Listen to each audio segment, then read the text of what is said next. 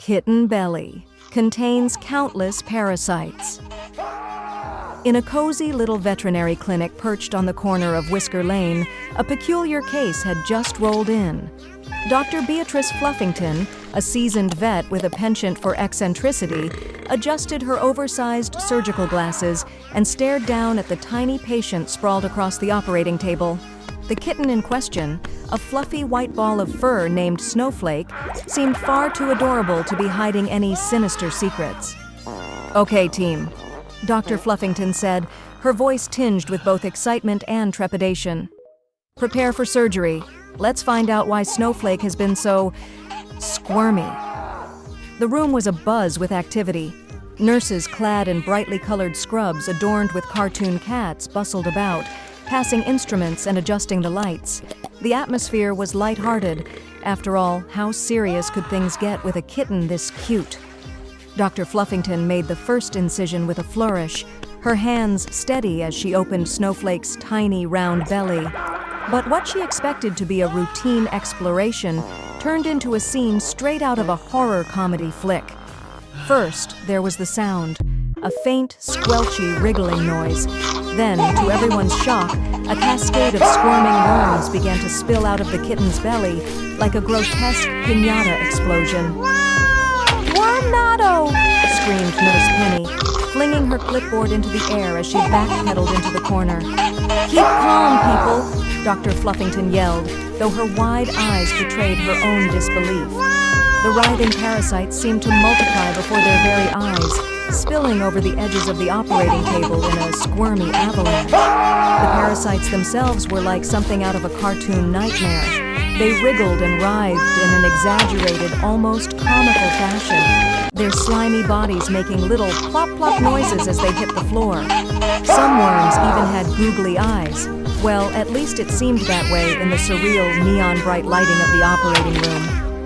"What is that thing?" gasped Nurse Tucker, pointing at a particularly large worm wearing what appeared to be a tiny top hat.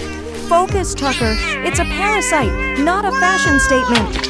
Dr. Fluffington barked, grabbing a pair of tongs and valiantly trying to corral the wriggling masses.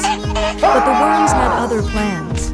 One of them launched itself from the table with a springy boing, landing squarely on the overhead light fixture, where it began to swing like a trapeze artist.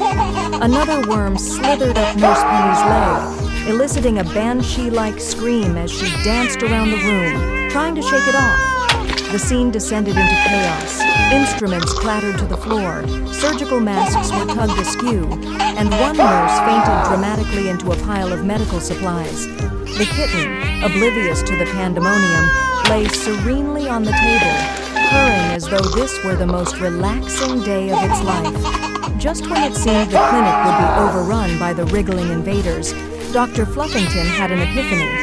Grabbing a nearby jar of tuna-flavored treats, she waved it over the table like a wand. "Come and get it, you little freeloaders!" she bellowed. To everyone's astonishment, the worms paused mid-wriggle, their tiny heads turning toward the tantalizing scent of tuna. One by one, they began slithering back onto the table and into the jar, drawn by the promise of a fishy feast.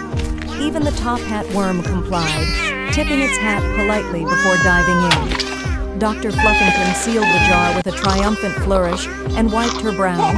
The room was a disaster, strewn with overturned equipment and shaken staff, but the kitten was safe and sound, its belly parasite-free. "Well," she said, holding up the jar of worms like a trophy, "Snowflake, you certainly know how to keep life interesting." The kitten let out a tiny meow of approval, its pink nose twitching adorably.